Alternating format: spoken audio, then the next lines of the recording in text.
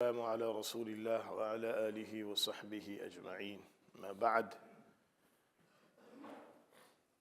Respected brothers and sisters, all praise belongs to Allah subhanahu wa ta'ala for granting us the opportunity to come to His house. We ask Allah to grant us the khair of this day and protect us from all types of evil. Allahumma inna nas'aluka min fuja'ati al-khair wa na'udhu bika min fuja'ati al-shar. Ameen ya Rabbal Alameen. As we go through the aspects of a believer's purification from his heart and as well as from the body, and in the last session we discussed about the diseases that are found in the heart, like jealousy, and which also contributes towards backbiting. One of the things that the Prophet ﷺ has warned the believers, and which is considered to be a very great sin in the sight of Allah subhanahu wa ta'ala, it's called shamatat.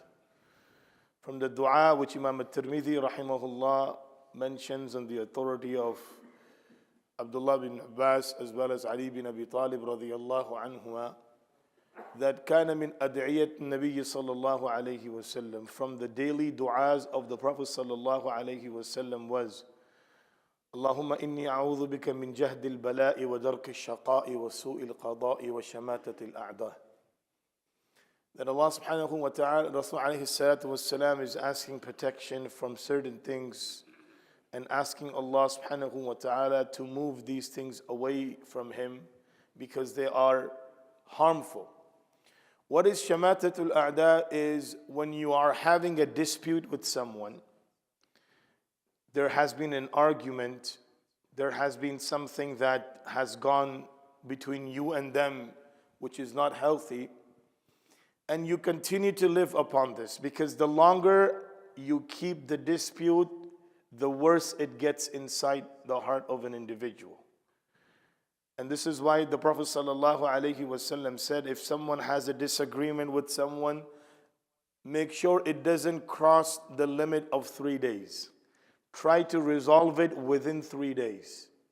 Otherwise, shaitan comes and he overpowers the situation and he makes it worse. What happens because due to jealousy, due to hatred and excessive backbiting, a person starts to develop a feeling about that individual which is not good. And that feeling goes to the level that when the other individual who you have a dispute with is in pain, you feel happy about it. When he's going through difficulty, let's say there is a situation, loses his job, you feel that this is what he deserves and, taste the pain. This is a very destructive and a very bad feeling and a behavior that is found inside a believer. A believer can never be amongst those that feels good about the pain of another person despite the fact that he has dispute or he doesn't like him. And this is what the Prophet ﷺ, because the real enemy is the one who feels good inside when you're going through difficulty. This is why the Prophet ﷺ made this dua, and he was very particular in making this dua. Allahumma inni a'udhu bika min jahdil bala. Oh Allah, I seek your protection from a severe trial. A trial that I am not able to overcome. Either it's a body trial or it's an emotional trial. A body trial, such an illness that is completely occupying me and I'm not able to, come over the situation. Or an emotional trial, someone is after me or someone is hurting me emotionally and I'm not able to overcome him. So that is the first thing that Nabi alayhi salatu wasalam would ask Allah's protection. Allahumma inni a'udhu bika min jahdil bala wa darki shaqa. And oh Allah, I seek your protection from extreme ignorance. Something that comes and I achieve it or I go through in my life which destroys me, which makes me amongst the unfortunate ones. Wa su'il qada, and bad judgments. We make judgments of different things in our life every single day.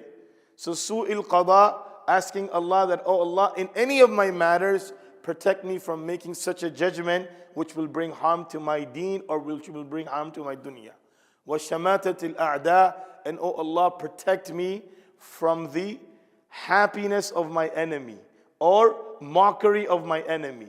That when I'm going through pain, they're getting happy. So this is something that Nabi sallallahu alayhi wasallam condemned, and Allah subhanahu wa ta'ala said the believers to stay away from. That don't be happy when others are going through pain. In fact, in the riwayat of Sunan al-Tirmidhi, it is mentioned that whoever is happy about the pain of someone else, Allah subhanahu wa ta'ala will relieve him from this pain today and will afflict you with that pain tomorrow. If you have a dispute with someone, you don't like someone, and let's say someone in his house ends up in the hospital and you feel happy about it. Or let's say there is a death that happens in their house and you feel happy about it. Or let's say they get into an accident and you feel happy about it. Or they lose their job and you feel happy about it.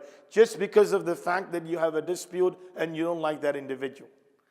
The hadith of the Prophet ﷺ is, by you getting happy about the pain of another person, you are putting yourself into that pain, because Allah will relieve him today and will afflict you tomorrow.